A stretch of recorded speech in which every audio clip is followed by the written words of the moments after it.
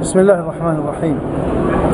الحركة الإسلامية قررت منذ ما يقرب من عام إطلاق مشروع الإصلاح الشامل في الأردن، وهذا المشروع ليس من خلال عام فقط، إنها نادت منذ اليوم الأول بالإصلاح، بل إنها أصلا قائمة على إصلاح الفرد، ثم إصلاح الأسرة، ثم إصلاح المجتمع، ثم إصلاح الحكومة، ثم إصلاح الدولة. هذا مشروع الحركة الإسلامية. إذن يبدأ الإصلاح بالفرد، وقد قطعنا عقودا طويلة بهذا المشروع، وإصلاح الأسرة كذلك. وفي انتخابات 1989 قدمت الحركة الإسلامية رؤيتها من خلال المعركة الانتخابية في 89 في المجلس النيابي 11، ولما طلب منها المشاركة في الحكومة قدمت 14 مطلبا واضحة كلها باتجاه الإصلاح، وكلما تقدمت إلى انتخابات نيابية قدمت بيانات انتخابية محتواها يدور حول الإصلاح الشامل.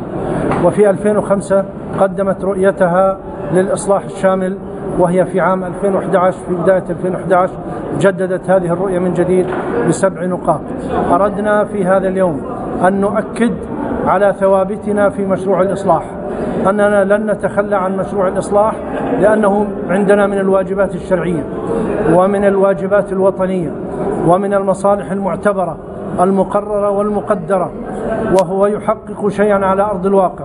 وبالتالي قررنا الاستمرار والتأكيد أننا مستمرون على هذه الحالة، ولن نتوقف، ولن تغرينا بعض الأعطيات هنا وهناك، ولا بعض العروض، لا من النظام ولا من الحكومة، لا بمواقع في الوزارة ولا في مواقع في النيابة ولا في البلديات. ليس هدفنا تحقيق مصالح أو مطالب حزبية خاصة، إنما هدفنا أن نحقق لوطننا هذا الرفعة والحرية والسيادة، حتى نتمكن من مد أيدينا إلى إخواننا في فلسطين الذين يهددون صباح مساء. نائب رئيس المجلس التشريعي يعتقل بالأمس تحت سمع العالم وبصره. نريد أن يتمكن الشعب الأردني من بناء وطنه قويا، ليتمكن من مد يده إلى إخوانه، وبخاصة في فلسطين الذين تنتهب أرضهم صباح مساء. أردنا أن نرسل هذه الرسالة من المسجد وليس من الشارع، هذه المرة بهدوء وبيقين وبثبات، وعلى لسان المسؤول الأول في الحركة الإسلامية في الأردن فضيلة المراقب العام للإخوان المسلمين. هكذا أردنا هذه الرسالة. نحن سائرون في الطريق، ونحن نرى أن الإصلاح أصبح حتمية وضرورة، بل هو سنة قائمة متحققة، رضي من رضي وأبى من أبى، فالإصلاح ماض، والشعب الأردني في كل يوم يزداد إصرارا على هذا الإصلاح.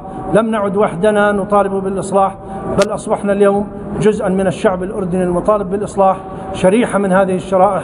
نعتز بالشعب الأردني، بشبابه، برجاله، بنسائه، بعشائره، بأحزابه، بمكوناته المختلفة، الذي أصبح خطابه خطابا واحدا شاملا أردنيا عاما، وليس محدودا أو محدود الأفق. شكرا.